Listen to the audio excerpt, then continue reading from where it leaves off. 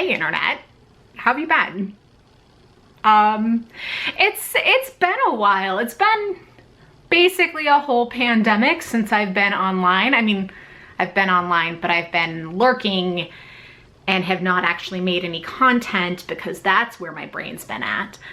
But I'm here and it's Hugo award season and I wanted to have a chat. So let's do this.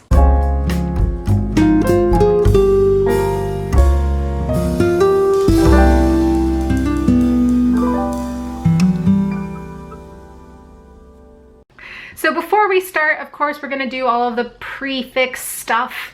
My name is Bree, this is Bree Reads Books, and welcome. I'm super excited to be making content for you again. I make mostly content related to science fiction and fantasy stuff, and I dabble in other areas as well. I am super excited to have you here. If you're new, go ahead and hit the subscribe button, leave a video a like if you like it. While you like it, this is Soren. He is the world's clingiest cat. He's a mama's boy. And he says hi too.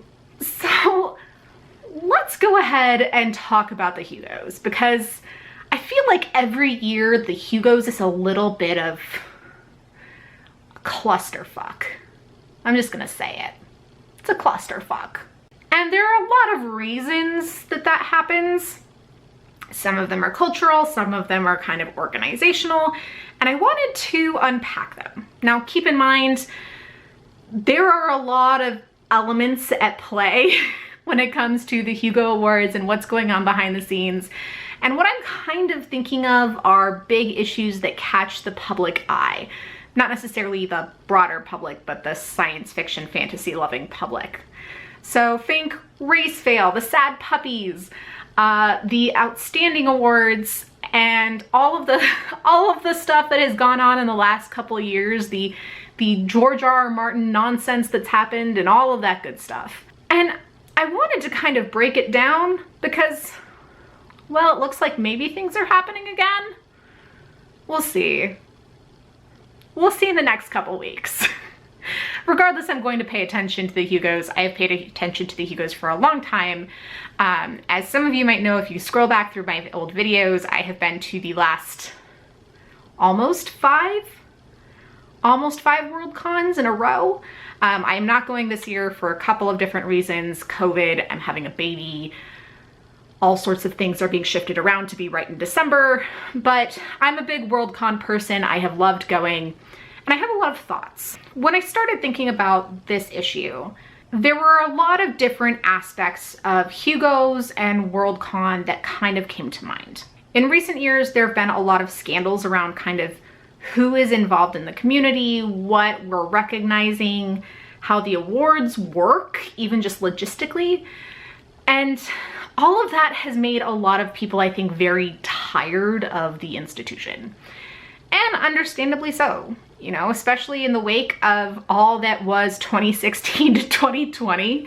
I mean, I'm tired just of like my cat meowing across the room, let alone, you know, dealing with a huge entity that has presumably some sort of consciousness and can talk back and make rational decisions. My cat can't make rational decisions. Presumably the Con can. And that's part of the frustration. But at its heart, I think a lot of the Hugos issues come down to a couple of really key questions. And a lot of them have to do with who we are as a community. So first, let's talk about the structural reasons that Worldcon can be just a mess. You've probably noticed that every year the Hugos and Worldcon are hosted in a different place worldwide. And while this is a phenomenal experience for those who get to go, it also, I think, is a source of one of the issues of contention. There's a lot of year-to-year discrepancy, and that's because the Hugos and Worldcon are actually two different things. Worldcon, that's the wrong hand, Worldcon is a nonprofit organization that hosts the World Science Fiction Convention.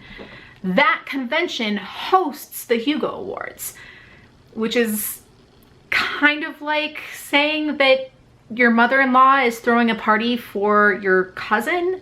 Like it's a lot of steps in between. And one of the big issues with some of the systemic problems we see, things like access to rooms, things like whether things are streamed or not, how communications happen with Worldcon attendees, is a big problem because of that. See, every year a different ConCom, which is Convention Committee, hosts Worldcon. That's why it travels. And that means that there actually isn't a lot of consistency within the organization itself. The way it works is that every year there is a new organization that bids to host a Worldcon.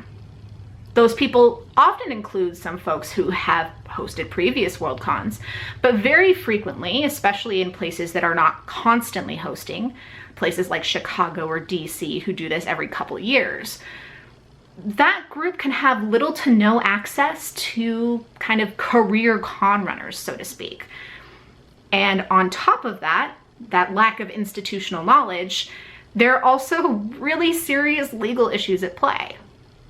So for instance, the ConCom may actually have no real sense of how to rein in certain people who are on the program. They may not have a good person in charge of communications. And then on top of that, the issue is entirely compounded by privacy laws. So privacy laws in the United States versus in the UK versus, broader EU countries versus, say, China, all are different, and all of those countries are subject to different rules. Meaning that even if, say, DISCON, which is the DC Worldcon, wanted to get information from Con Zealand, they often can't. Literally, legally cannot get that information. Or it is in such a restricted way that it doesn't either allow them the time or the opportunity to really communicate well. Don't get me wrong, some of that is also logistical planning, because you can do prep work in advance to kind of get around these. But it's kind of this lovely confluence of issues that makes communications and logistics really difficult for Worldcon and the Hugos. Moreover, the things that they do well one year often just can't be repeated in the next year because they're using different organizations, different volunteers, different structures entirely. And so that information just doesn't transfer from one convention to another. I think one of the other big issues that Worldcon and the Hugos have is an issue of purpose. The Hugos ostensibly are to recognize the best in science fiction and fantasy. It's voted on by the entire populace. And in and of itself, that makes kind of a chaotic mess, especially insofar as you are trying to balance what is good with what is popular. So you have kind of this deep existential problem at the heart of the Hugos that is looking at kind of popular media and some sort of vague literary standard and saying, hey, which one of these should be recognized? As a result, because it's largely fan-based and it's voted on by anyone who can afford the membership, you wind up with a lot of different ideas of what that right balance looks like. And so not only is nobody happy, oftentimes at least, but that balance shifts from year to year. It opens things up for really issues of kind of, again, identity. Are we recognizing these things that we're considering classic, fundamentally phenomenal works? Are we recognizing things because they make us feel good? Are we recognizing things because they're what John likes from 60 years ago? And it's hard to kind of strike a balance because, well, like any community, science fiction and fantasy lovers aren't a monolith. They love a lot of different things and they have a lot of ideas about who should or should not be recognized. There just isn't a clear goal in what the Hugos are trying to do. And so there's a lot of room for interpretation and thus conflict. That leads us, I think, to the issue that has been at the forefront of the last few Hugos. It's an issue of identity. Again, keeping in mind that science fiction and fantasy is not a monolith. There are people who come to it from all different backgrounds for all different reasons, who love the same or different material for the same or different reasons, and that's beautiful. It also means that there's a lot of room for people to disagree on who we should be as a community. Right now, I think in particular, we're seeing a lot of conflict, not just in like the US community, but worldwide, about what it means to recognize something as worthy. In particular, there's just been a lot of concentration on issues of equality, access, and that has left some people whose primary focus is, I would argue, enjoyment or kind of hitting those nostalgia buttons for them, at odds with people who are trying to kind of broaden that understanding of what the community and what good art is. Neither of those is an inherently bad place to be, right? You are absolutely welcome to love a work because it reminds you of Heinlein and because that makes you feel good inside and that's how you enjoy your fiction. That's totally fine.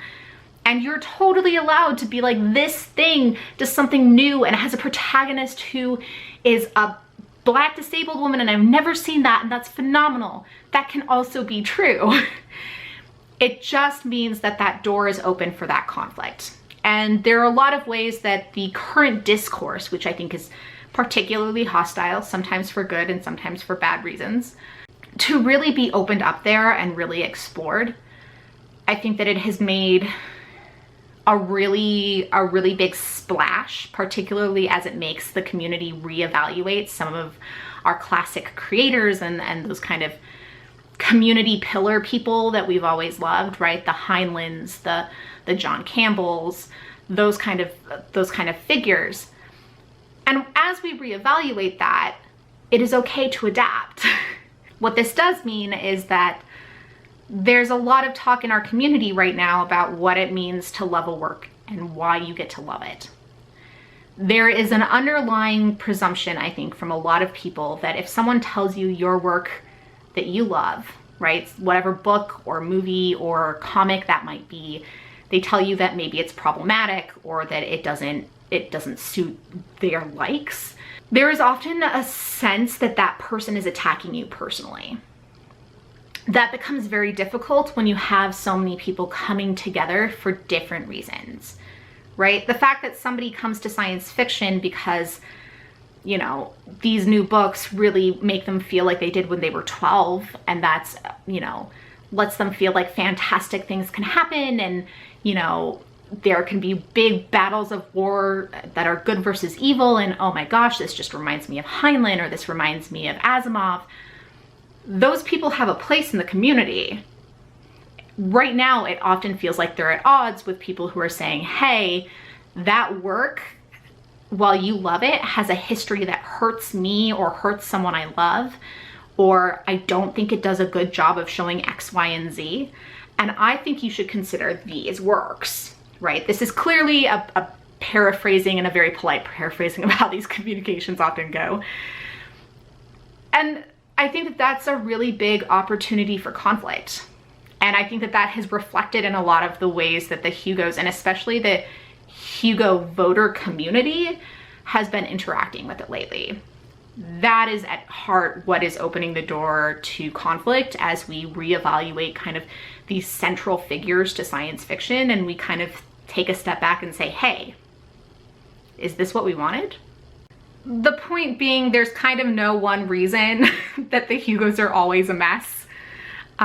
There's just a number of issues at play in the background, and I think understanding that there's kind of a structural issue, a goals issue, and an identity issue at play, I think puts a lot of what happens into context. So there you have it. That's kind of my take for the week, I guess. It is something I have been thinking a lot about as more and more communications from DisCon come out, and we're kind of talking more about what it means to be accessible and how to make the community open for people online, especially in the wake of the pandemic. I've just been thinking about it a lot. I'm interested in your thoughts on it. You know, there's a lot to be said about the community and a lot of great resources out there. I think the more historical context you have, I think the more you feel like you understand what's going on. So I'll see about linking to either some blogs or some other resources that kind of chronicle the history of Worldcon and the Hugos in the description down below. Again, you guys know the drill. Go ahead and leave your comments down below. I am eager to hear what you have to say. If you're a lurker, you can go ahead and just click the thumbs up button. I understand. I have spent the last year in particular lurking, though I have always had lurker tendencies. And go ahead and subscribe to the channel. I hope to be talking to you very soon, and make sure you're checking out the Stitch and Bitch playlist, where I often talk with Rachel from Colonnati and Rhea from the Bookfinch and Di from Bookish Di, all about these good stuff. And find me all over the internet. I'm Bree Reads Books.